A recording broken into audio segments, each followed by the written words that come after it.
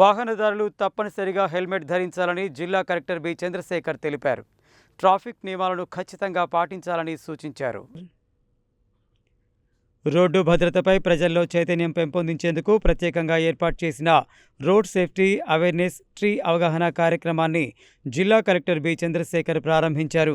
అనంతరం సోమవారం clock tower సెంటర్లో రవాణా శాఖ ఆధ్వర్యంలో ప్రజాపాలన ప్రగతి ప్రణాళికలో భాగంగా నిర్వహిస్తున్న రోడ్ సేఫ్టీ అవగాహన కార్యక్రమాన్ని సందర్శించారు. ఈ సందర్భంగా కలెక్టర్ మాట్లాడుతూ వాహనదారులు తప్పనిసరిగా హెల్మెట్ ధరించాలని, ట్రాఫిక్ నియమాలను ఖచ్చితంగా పాటించాలని సూచించారు. జీవితం విలువైనదనే సందేశంతో రోడ్ సేఫ్టీ వృక్షాన్ని ప్రతీకగా చూపిస్తూ మనిషి జీవితాన్ని రక్షించుకోవడం ఎంత ముఖ్యమో వివరిస్తూ అవగాహన కల్పించారు. ప్రతి ఒక్కరూ బాధ్యతతో వ్యవహరిస్తేనే రోడ్డు ప్రమాదాలను తగ్గించవచ్చని తెలిపారు.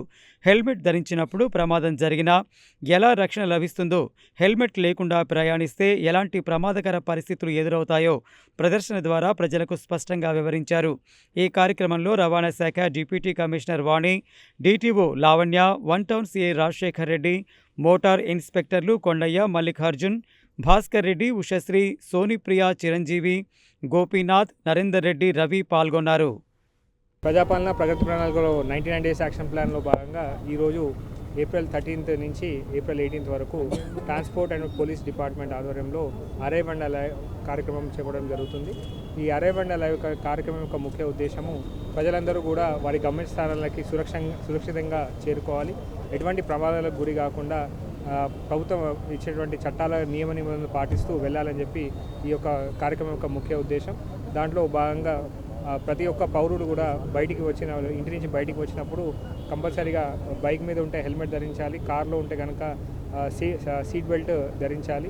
అట్లాగే వారి వాహనం యొక్క ఇన్సూరెన్స్ కానీ కండిషన్ కానీ ఉండేటట్టుగా చూసుకోవాలి. వాహనం యొక్క డాక్యుమెంట్స్ అన్నీ కూడా వారికి వెళ్ళేటప్పుడు అందుబాటులో ఉంచుకోవాలి. ఎందుకంటే మళ్ళీ తిరిగి వచ్చేటప్పుడు వారి కుటుంబము వారి కోసం వెయిట్ చేస్తుంది అనే వారి అందరూ కూడా గుర్తుపెట్టుకోవాలి. తద్వారా అరైవ్ అండ్ అలైవ్ యొక్క ఏదైతే మనం ఆబ్జెక్టివ్ ఉందో అది మనం సార్థకం అవుతుంది.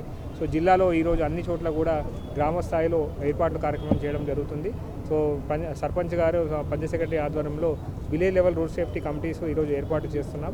ఆ కమిటీస్ ద్వారా ఆ గ్రామం చుట్టుపక్కల ఉన్నటువంటి రోడ్స్ కానీ వారి యొక్క భద్రతకు సంబంధించినటువంటి కార్యక్రమాలు అనేది గ్రామ పంచాయతీ ద్వారా అట్లాగే మున్సిపల్ కమిషనర్ ద్వారా చేపట్టడం జరుగుతుంది. ఈ మొత్తం వారం అంతా కూడా మనకు ఈ యొక్క కార్యక్రమాలను అనేది తీసుకెళ్ళడానికి ప్రభుత్వం మనకు ఆదేశాలు ఇచ్చి ఉన్నది.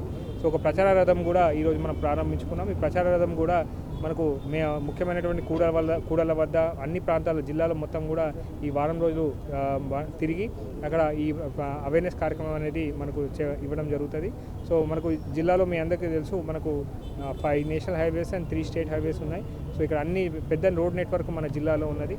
సో ఈ జిల్లాలో ప్రజలందరూ కూడా జాగరూకులై సో వారి రోడ్డు భద్రత యొక్క నియమ నిబంధనలు అందరూ కూడా పాటించాలని ప్రింట్ అండ్ ఎలక్ట్రానిక్ మీడియా ద్వారా ప్రజలందరికీ కూడా విజ్ఞప్తి చేస్తున్నారు. 99 డేస్ ప్రజా పాలన ప్రణాళికలో భాగంగా arrive alive programs April 13 to 18 వరకు కండక్ట్ చేయడం జరిగింది.